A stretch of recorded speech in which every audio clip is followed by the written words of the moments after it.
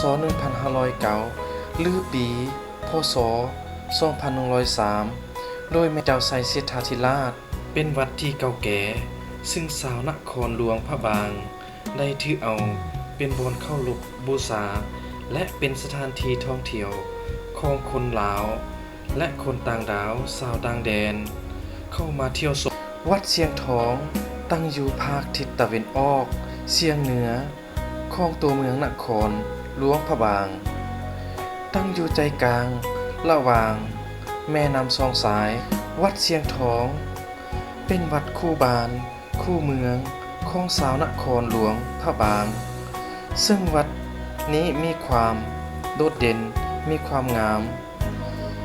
ด้วยสีไม้ลายมือของคนลาวก็คือชาวหลวงพระบางนั่นเอง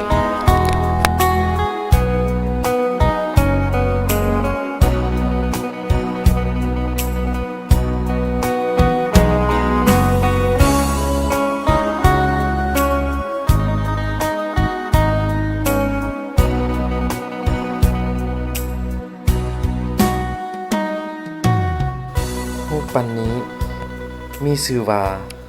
พระองค์หลวงของวัดเชียงทองหน้านั้นจะมีรูปปั้นแต่ละองค์ซึ่งมีความสวยสดงดงามเบิ่งแล้วมีความติดอกติดใจหลงใหลในความงาม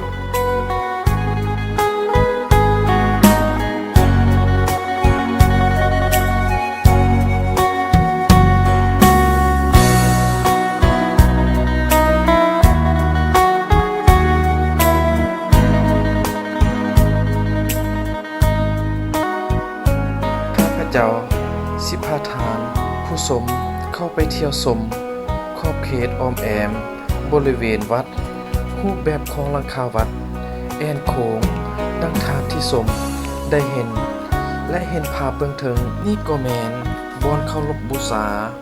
ของผู้ที่เข้ามาเที่ยวชมผู้ที่มีใจอยากบูชาด้วยความเชื่อถือ